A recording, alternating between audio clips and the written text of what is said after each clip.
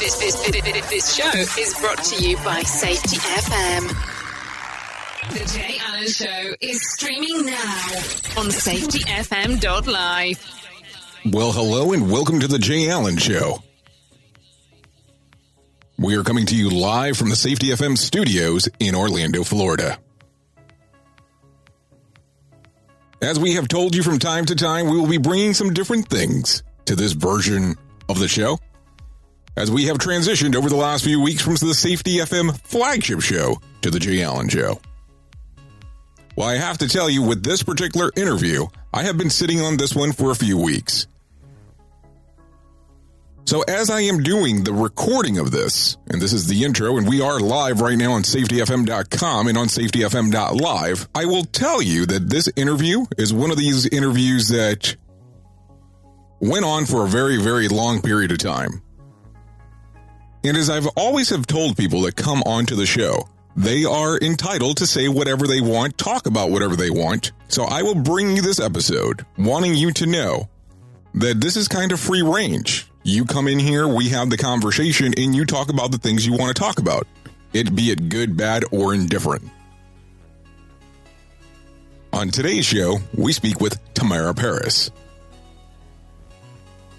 Now, Tamara Parris is the host of the Women in Safety podcast. She also has been in the safety and health field for quite some time. Now, I don't want to take too long before we actually get to Tamara herself. So please take a listen to this episode of The Jay Allen Show, exclusively on Safety FM.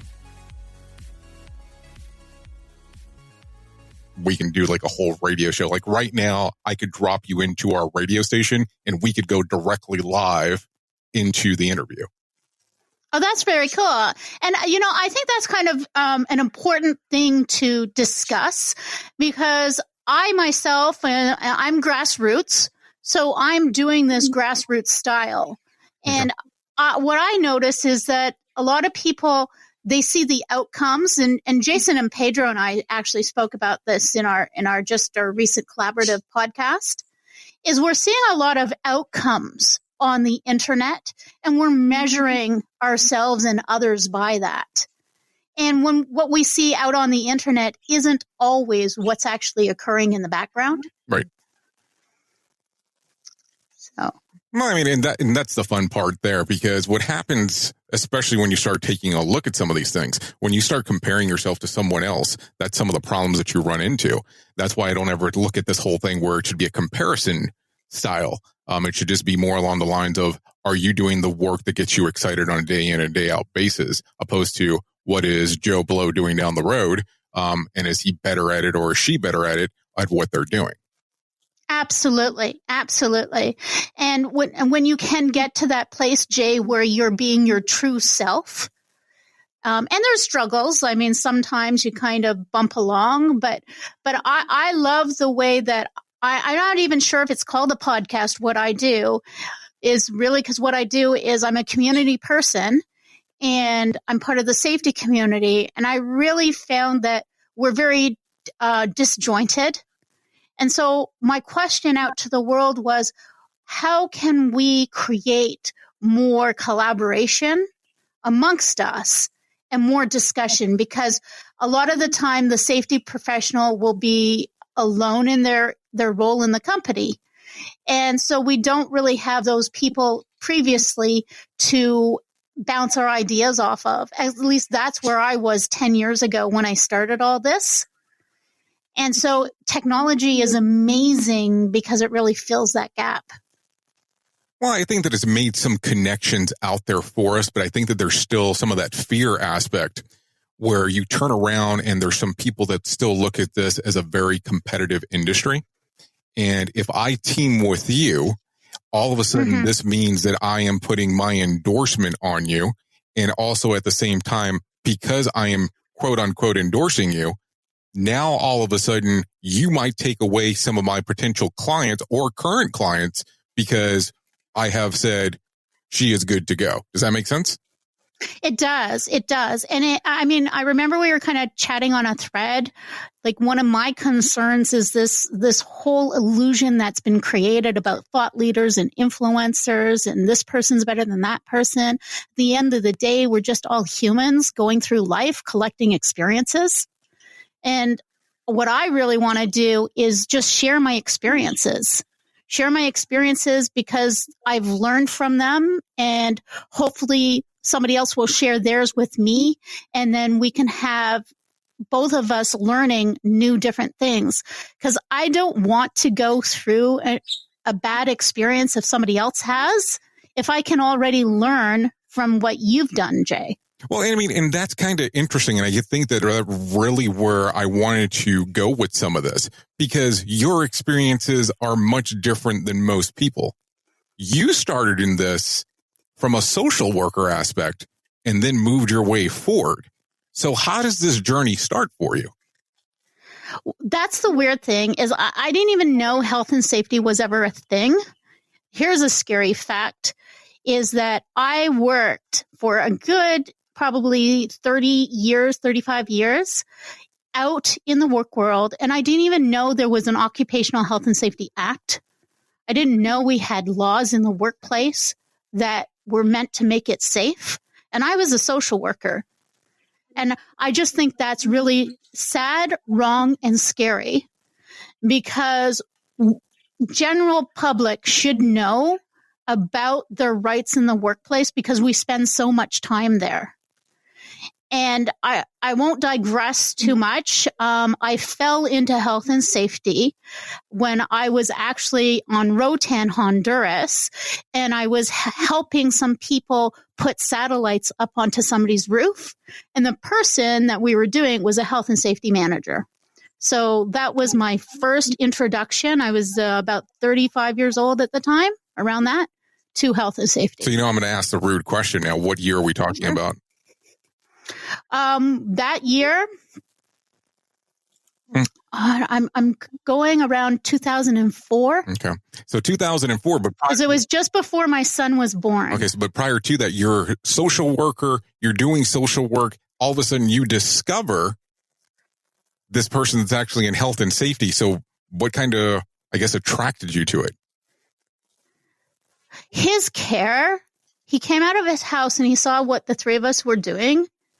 And we could have been on LinkedIn thread on a video with everybody in the industry laughing their asses off at us, saying, oh, look at those stupid people not knowing how to use a ladder. That could have been us, because we didn't know what we were doing. We didn't even know there were rules to using a ladder, right? Mm-hmm. It's pretty simple. You take the ladder, you extend it, you put it against whatever you want to climb, and you climb. But there's so much more to that. And we were actually climbing on the side of a house. So we were putting ourselves into a lot of risk that we didn't even know was there. And this gentleman that came out, who was the health and safety at a construction site in Roatan, they were putting up houses. He started to discuss with us what the dangers were and how to do the job properly so we were safe. And we took notes. And we went and we got what we needed and came back, and he taught us how to do it properly. This is The Jay Allen Show. Bring your whole self, fully human experience. What does it mean to attend Work Human Live?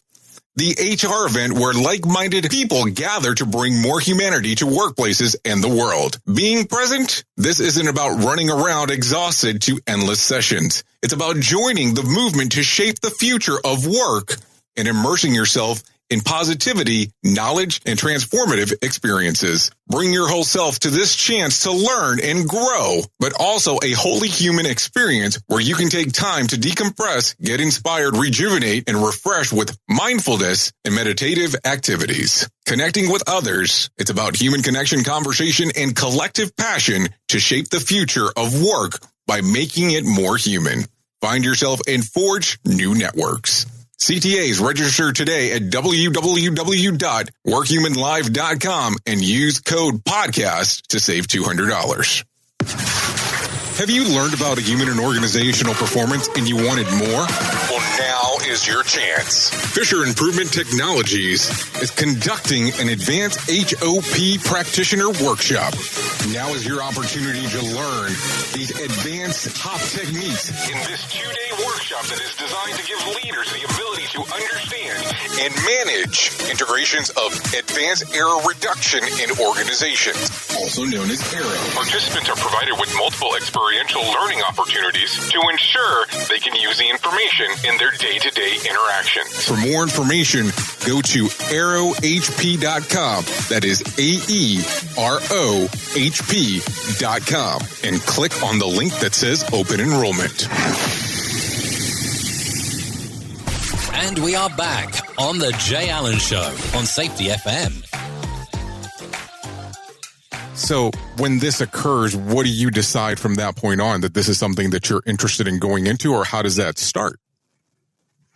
No, not right away, because I stayed on the island for a while.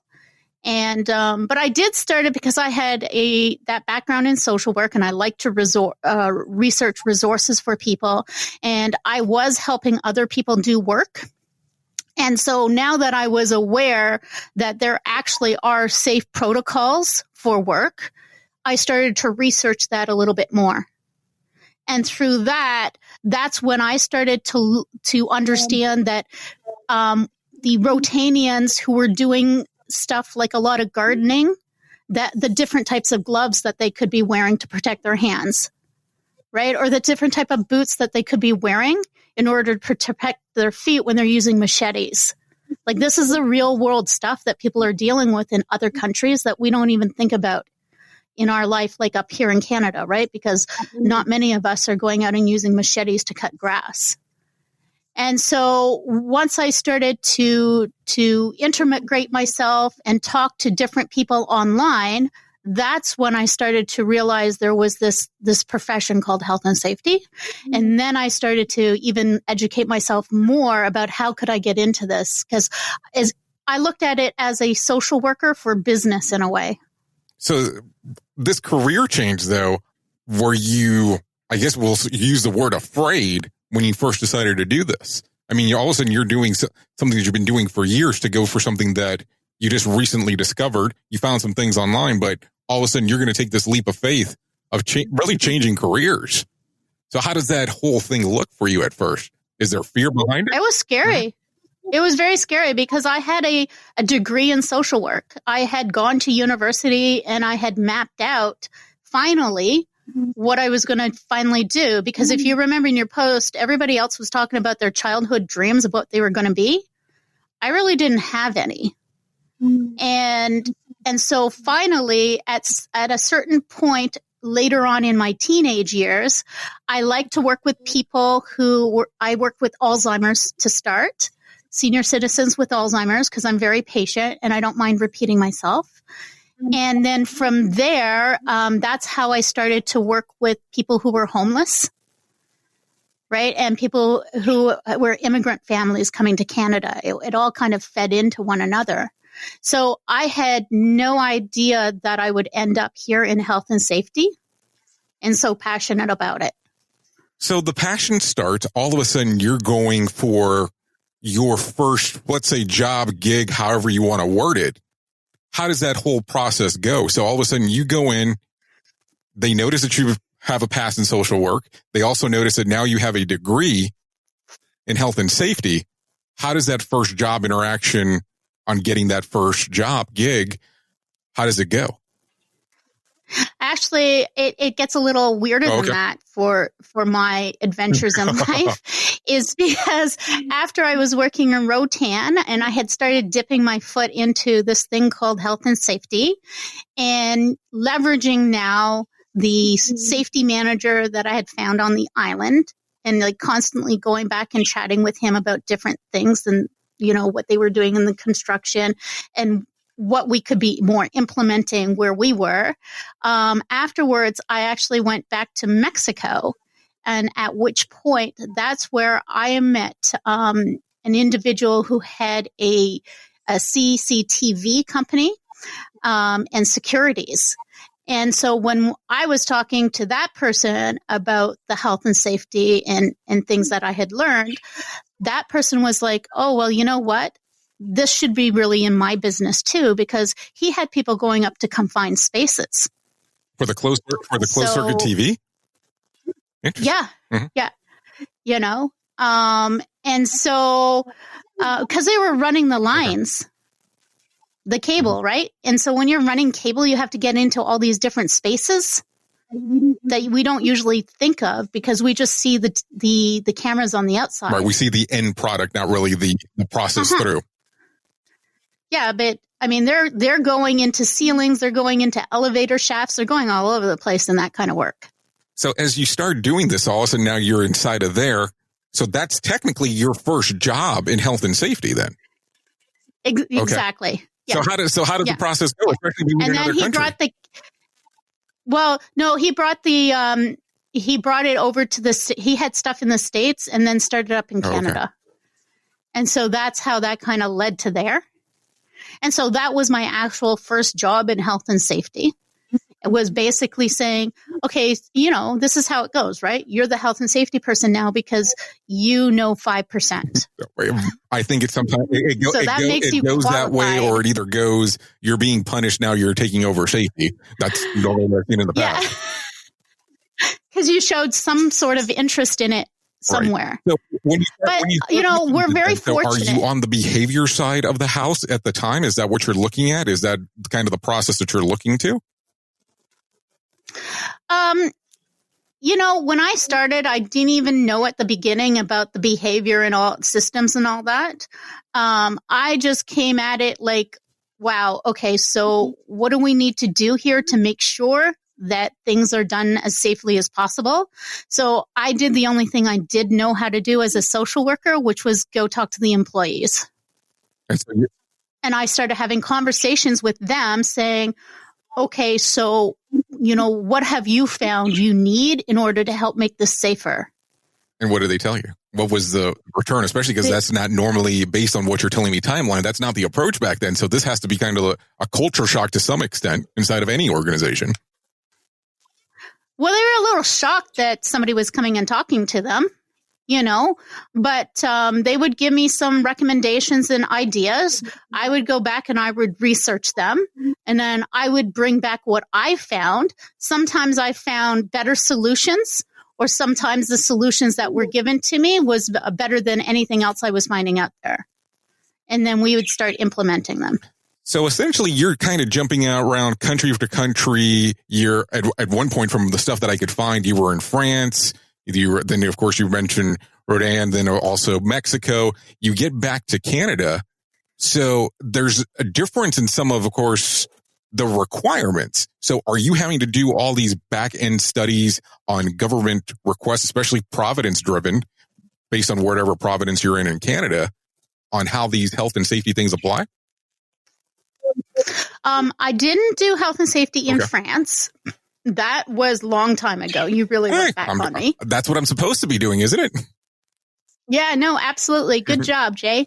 That was long time ago when I was younger, and having some more life experience. The health and safety started really at Rotan.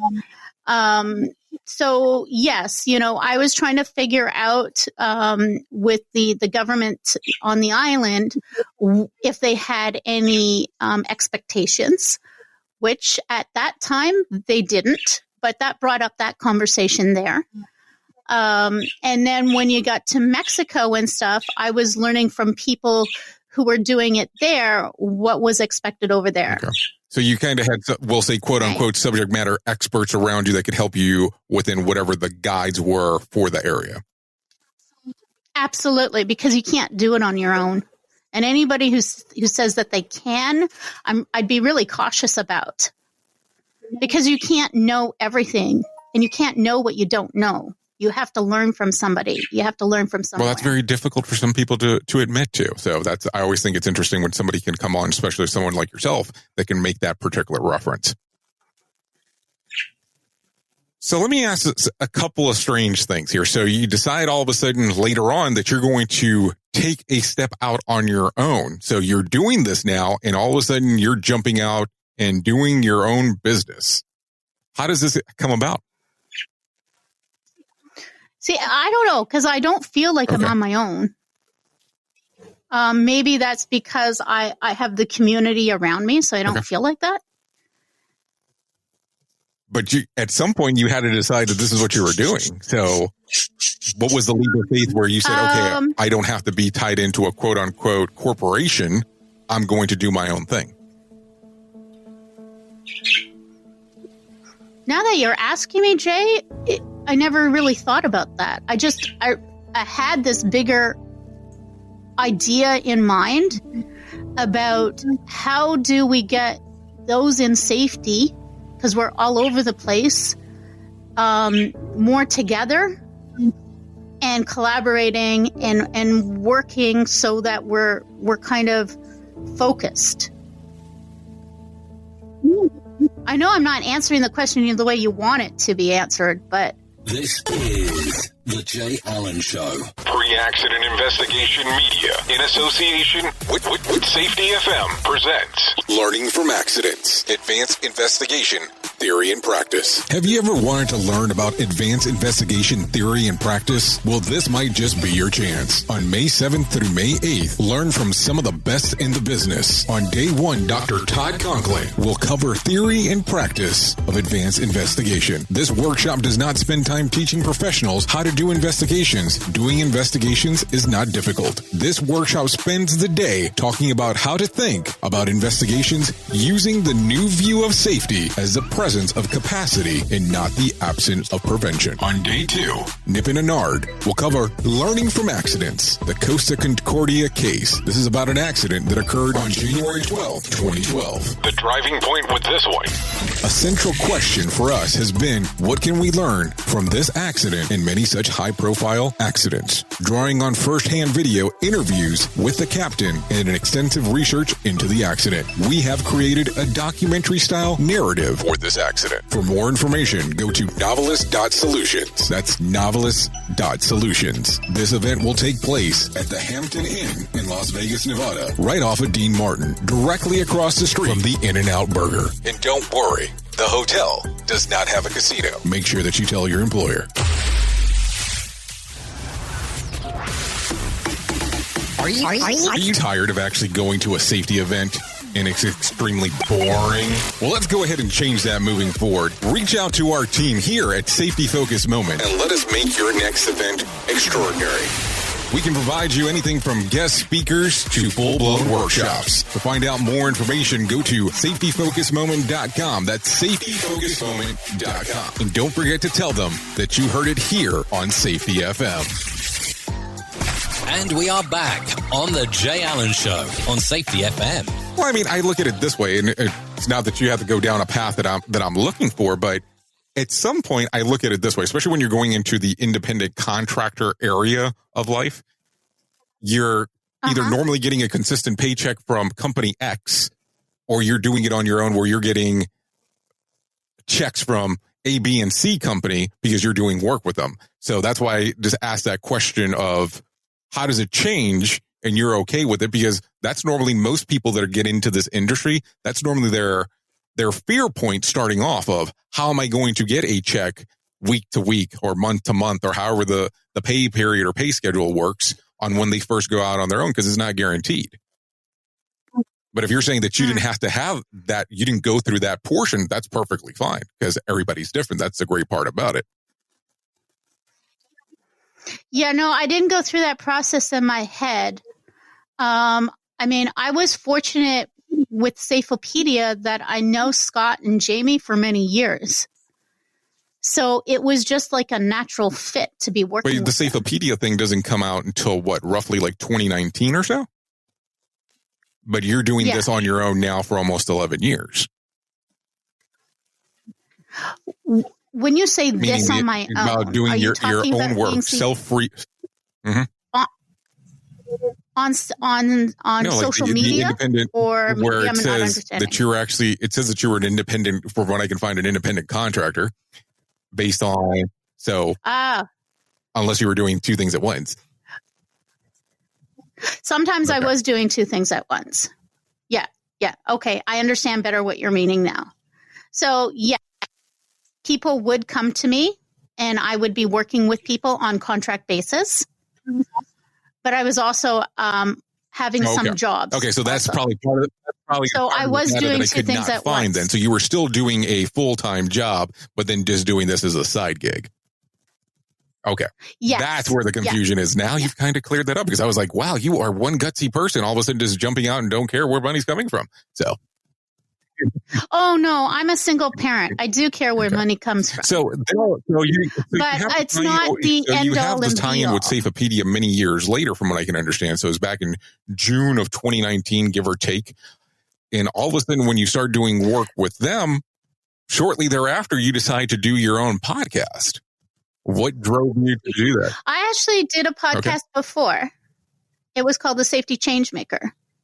And why did you decide to stop doing it? I guess would probably be the first question, and then we can go from there.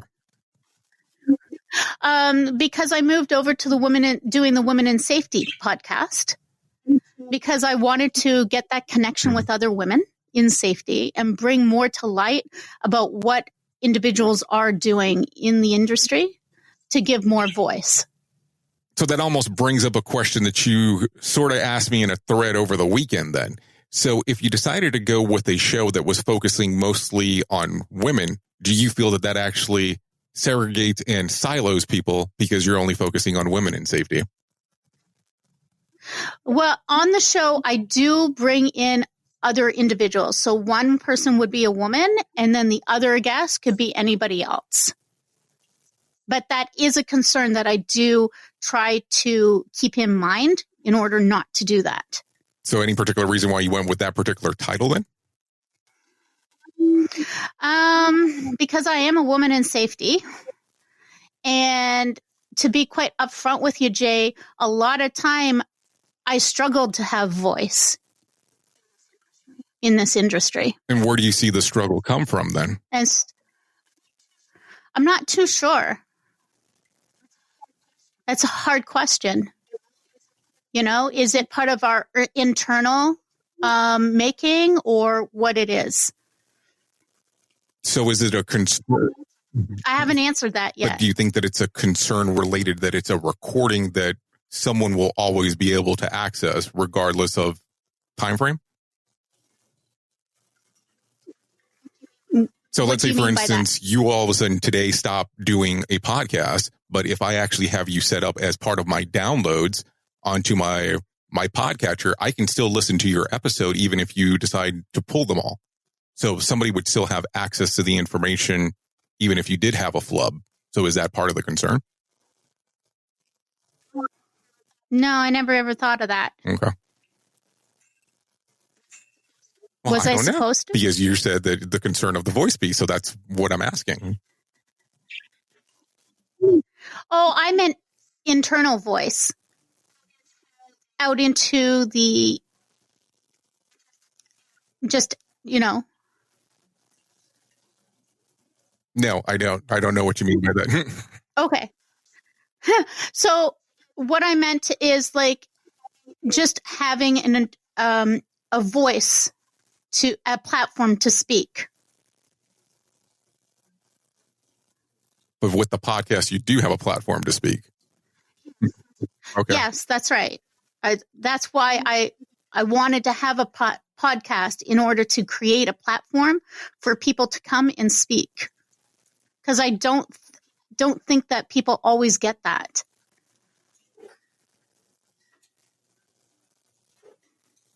So you're providing a platform for people to come and speak that you, so are you almost saying that you're the voice for the voiceless? You're giving them something that they would not be able to have? Well, I think anybody can create a podcast this day and age. So anybody could have it. I think there's people like doing work, doing their jobs, doing life. And the podcast that I'm hosting, what I'm hoping is it's providing people who normally don't get an opportunity to go on a podcast can come and share their thinking, their thoughts. But kind of strolling through some of your episodes, most of the people that come onto your show are related either as founders or presidents of where they actually work. Now, you've had a director or two on there and some people that were actually program managers, but most of them are founders. Do you feel that those particular people don't have voice or a platform where they could actually speak? I don't think all founders have a voice. I think it depends on the individual.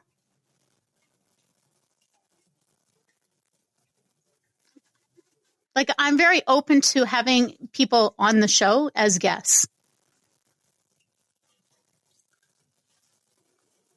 But you're still hosting the show and you are leading, leveraging, and the question person. So you're giving them part of your platform, which is also part of your internal voice that you're now sharing with the public. I mean, unless you're... When we do an episode, we collaborate on what's going to be talked about. Ahead of time. Okay. Yeah. So is that how you actually find your guest onto your show? So this is the subject matter and this is who you go hunting for? Or is it more along the lines where all of a sudden they're contacting you and that's what you decide to make the show about? Sometimes I might reach out to somebody, right? Or somebody might reach out to me.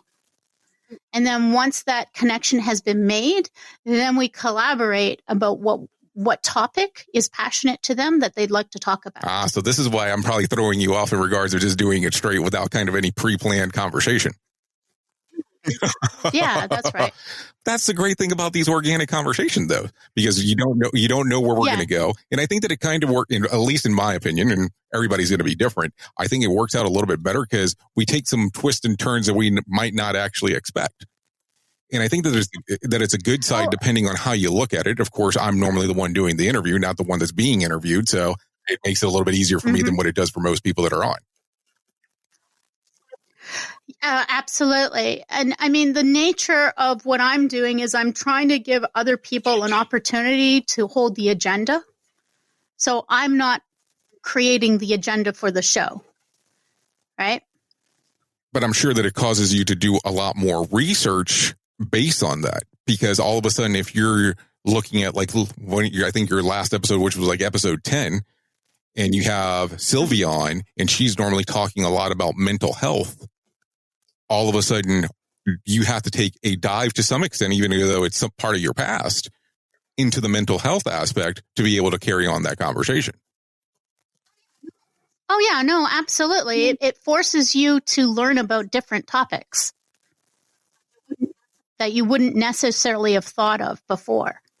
But do you find that sometimes it might not be as informative to your listeners because you might not have a good understanding as the person that you have coming on to the show? And this is just a question, not picking or anything. I'm just trying to understand how the thought process is and then actually kind of driving the whole sequence.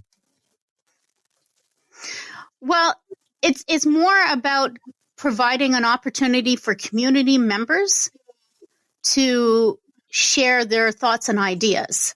So I don't need to be the expert, the topic expert on the show. But it makes it interesting from a hosting platform because you're kind of giving some general direction on how it should go. So do you look at it where when you're actually doing that particular direction, and let's say, for instance, somebody's going a little bit further along than what you would normally expect, do you know at that point if you should kind of gear them back to what you're trying to get the focus on, or does it end up being one of those things where all of a sudden it just goes wherever it goes? It just goes wherever it goes. Okay. Like we will have some talking points before, like we'll talk because there's two people that are usually on the discussion, right? And so we'll have some talking points. So we kind of have an idea of where, like some ideas of what we want to talk about. But if we start talking about one thing and it kind of organically goes somewhere else, we let it go. Like a conversation. And right now, what is the frequency that you have new episodes come out? Every 2 weeks. And do you bulk record or do you actually schedule them out? Say I can. Yeah, can so you do you help me do understand multiple that a little do you bit do better? multiple What do you recordings mean? at one time, or do you do a recording now, wait a few weeks, and then do another one, and then so on? I do one recording and then wait and then do another one. And so then why? Like I don't have a whole bunch of interviews that I've had with people in the can like most people do. Why? And I'm just only asking because sometimes there's a lot of people that will reach out and go, "Hey, can I be on?" and so on, which kind of makes it very interesting. I'm not a big collector of shows and episodes and kind of have things that are months planned out because I think that it can become very stale, especially if anything's changed inside of our little area at the time. So I have a hard time with that. But I look at it and I go, it's kind of a blessing and a curse depending on how you look at it. There's some other professionals that I interact with that are in the podcast world where they'll do 12 weeks at one time. I think that's good for them. I just would not work in the way that I do the show here. Now, the other thing that I find interesting that you do is that you actually have multiple people on at one time. I've done that on occasions. I don't do it all the time, but I think that it becomes a little bit more difficult in regards of conversation pieces in regards of what people are trying to do. So when you decided to go down that aspect, because even your first episode where you have Jason Maldonado and Regina McMichael on there, that's one of the ones that you have two people right out of the gate. I know that you had said earlier that you had hosted a podcast prior. So you decided to go with the multiple guests.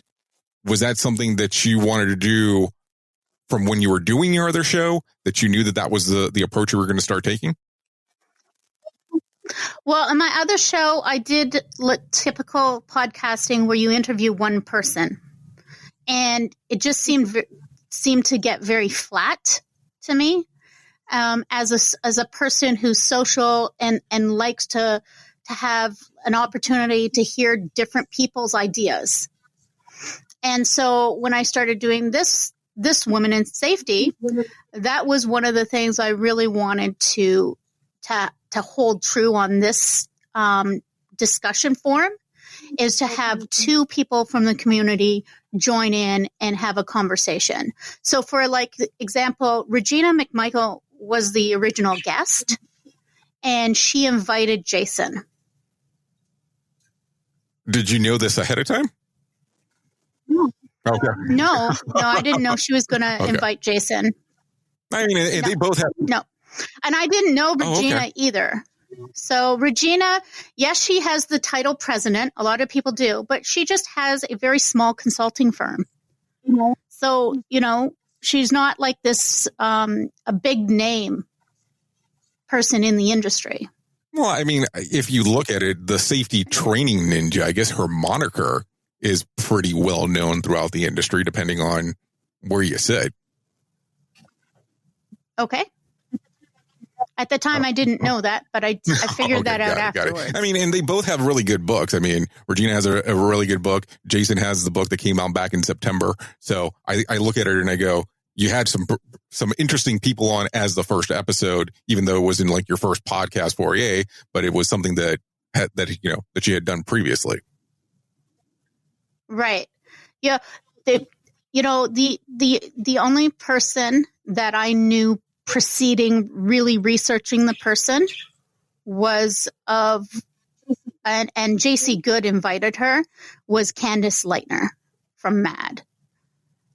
Of all the people that I had, when I contacted them or they contacted me, I had researched a little bit about them and read that they had done some interesting things, and then said, hey, would you like to come and have a discussion?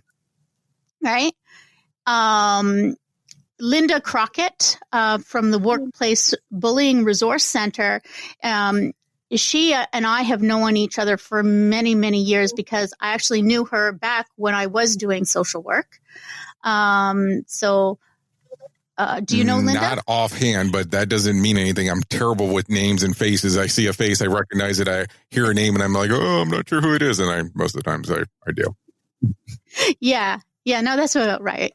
And that's okay. She does a lot of work up here in Canada, Alberta, for bullying in the workplace. And she's been doing that for an extensive period of time.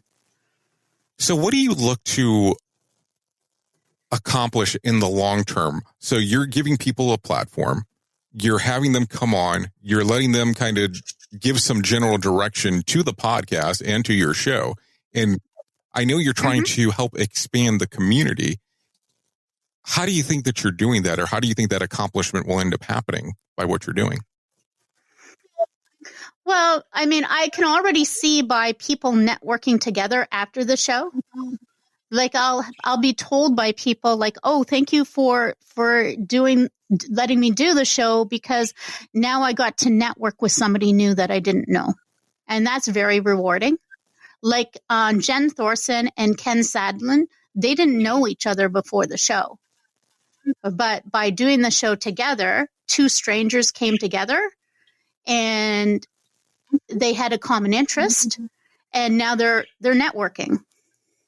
So essentially you're trying to grow where these people do not normally connect and have. Yes. I hate the word followers because I think that it's so strange that's what they use on LinkedIn, and connections. I'm okay with. Followers, I think it's very weird. So are you looking to build a community around the people that are connected to others inside of the social media platforms moving forward, and have your show as the catalyst that's driving that? Well, I didn't think of it that way. I just thought it was kind of a neat opportunity to use a podcast to have two people come together and have a good conversation. So anything that you can tell us that's coming up next on the show that we can be looking forward to? Actually, kind of doing something a little bit different is, Jason and Pedro Yes, from LinkedIn. So we're all going to be doing a collaborative podcast. Well, I know that you have a podcast, and I know that Pedro has a podcast, but I didn't know Jason has a podcast. Oh, okay. Jason doesn't have a podcast. Oh, okay, got it. I was like, huh? I was very confused for a moment there. I was like, I know he has. I was like, he has a social media safety moment or minute, better saying, from what I know. Okay. Yes. But it's doing the same thing. It's bringing more awareness about different topics of health and safety that we don't typically think about. So all three of us are doing the same sort of thing in our own way. So essentially, just to make sure that I have a clear understanding, so you and Pedro are going to have the same episode released, but just under your different titling. Yes. Interesting. Exactly. And when is that scheduled to come out? In a few weeks. On my side. Pedro's probably like, I already dropped mine. And his I know, like the X factor of safety is what I believe it is. Okay. Yeah. But that goes back to like that whole competitive thing that you were talking about in the beginning. Like, I don't even see him as a competitor. Well, I mean, and I'll tell you, you're probably one of the few people that say that, because I will talk to other podcasters and broadcasters, and they'll turn around and say how this is not a competitive space, but let that 30-day mark hit of when a podcast came out and see them taking that deep dive on them wanting to look at their numbers. Because if it's not competitive, that should not be important. If it's not competitive, you should not be looking at what the comments are that people are leaving. If it's not competitive, it shouldn't matter who you have on as a guest. So I have a hard time believing sometimes on what some people say, just based on some of the reactions that they have in regards of numbers and who they're coming, who they actually have on. Because as a podcaster, you can create the content whenever you want, and you can release it whenever you want. Now, when you start getting into the broadcast side, which is a little bit different, then all of a sudden you have to have new, fresh content that's going to drive the audience your direction. But also at the same time, too, you want to provide a good platform for the people that are willing to spend their time to listen. And I think that that's where I have some struggles when it comes to podcast in particular, because on how some podcasts are edited, and they're very choppy, but that's my opinion in regards on how they're recorded. and it doesn't go with the continuity of the actual original conversation. And you can hear the edit on the podcast when the person's talking. Are you talking about my podcast? Because I know I'm guilty of that sometimes. It wasn't a soapbox scenario. It's just, if you listen to some of the other people that are out there and take a listen, you'll notice. And that's why I always like to talk to people, and I give them the platform for as long as they want. Some people, you'll go on to their show, or they might have a show where they turn around and go, it's a 30-minute show, and that's it. And regardless of where you're at, it's clipped at that 30-minute mark. Good, bad, or indifferent, or it's cut down with some of the other information to get it to that particular mark. So. Right. So your show doesn't have a particular length? It does not. Oh, okay. So like I could keep you on here for 2 hours? Actually, you would not be the record holder. I actually have a guy that kept me on for 3.5 hours. Yeah. Oh, wow. I just totally undershot on that one. That's the funny part. But it was one of those things that he kept me on for that period of time. But the way that it ended up working, we were doing a live broadcast, so that worked out for some people if they wanted to listen to it. And then the other side to it as well was that it was going to one of our main feature stories, that we were actually doing a collection of different people that we were interviewing for the particular podcast aspect. Okay. And, I kind of struggle even calling what I do a podcast, to be upfront with you, Jay, because really what I want to be doing is providing an opportunity for people in the community to come and talk, come and share. And I don't know, is that really a podcast? Well, I mean, that's almost like a whole conversation that we could have of what is a podcast, because they are so different between each one. I mean, you can't really deem one as a certain thing. All I can say that they normally have in common is they consist of audio content. And that's normally about it, because if you could say, for instance, if you came on to our network, you'll notice that there's different podcasts that we carry and shows where there's one where a guy talks to himself the whole time. That's the whole show. And it's his ideas and it's his storytelling. And it's about what he's experienced in the field. And then I have another one where the guy is talking to himself the whole time. And it's about him talking about leadership. So I think it just varies. I think that what you have going on, it is a podcast, but it's an ongoing conversation with people that are in the industry. And not all of them have to be industry leaders. They also can be people that are out there that are doing what we'll say, quote unquote, the work, and giving a different perspective than we'll say, quote unquote, of the people that might have only name recognition. Does that make sense? Absolutely. And that's what I would like more of on the show, is people who are doing the day-to-day job.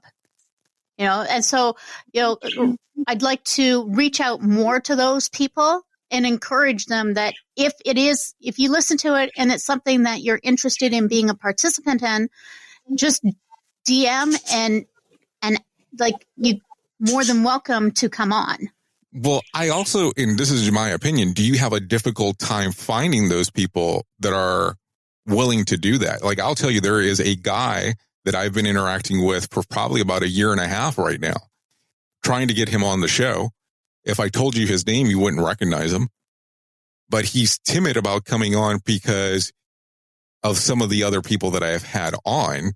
So do you run into a difficulty of trying to get those people? Yes, I do. And that is something, that's a challenge and a barrier that, if you and I both could kind of work together to overcome, that would be great.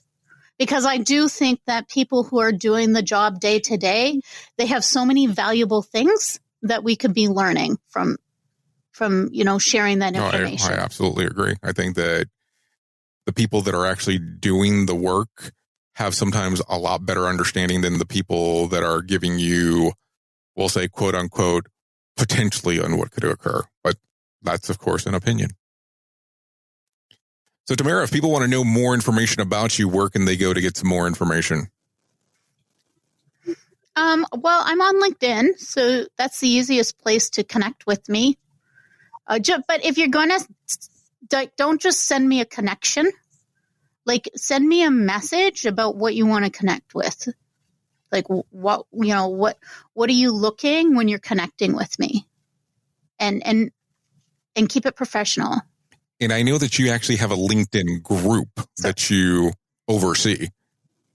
Is that something too where they have to do a connection with you before they can become part of that? And how does that request normally go about?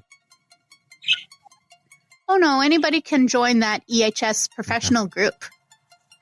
That's, yeah. Well, but if you're connecting with me personally, just don't send me just a connection or, like, let me know what you're looking to achieve through the networking. I don't even like the word connection. It's more networking. It is, right? Networking. I mean, it is what it is. It's better than follower, that's for sure. I don't get that follower thing. Well, it's just interesting on how it works, but I guess each brand's going to do their own thing on how they want to do that. Well, Tamara, I really do appreciate you actually coming on to the show today. Thank you. And this brings another episode of The Jay Allen Show to an end. If you want more information about the podcast, the broadcast, and the different shows that we have available, please go to safetyfm.com. There will be more than enough information for you to know exactly what is going on. In the meantime, please feel free on joining our mailing list that is available at safetyfm.com, or also you can actually download our radio streaming app on the Google Play Store, also the Apple Store, and then you have the availability of listening to us on the Alexa skill. This will bring this episode to an end. We'll be back before you know it. Goodbye for now. Want more of The Jay Allen Show? Go to safetyfm.com. Wondering how you can show your love? Head over now to Facebook and drop a like. The views and opinions expressed on this podcast are those of the host and its guest and do not necessarily reflect the official policy or position of the company. Examples of analysis discussed within this podcast are only examples. They should not be utilized in the real world as the only solution available, as they are based only on very limited and dated open source information. Assumptions made within this analysis are not reflective of the position of the company. No part of this podcast may be reproduced, stored in a retrieval system, or transmitted in any form or by any means, mechanical, electronic, recording, or otherwise, without prior written permission of the creator of the podcast, Jay Allen.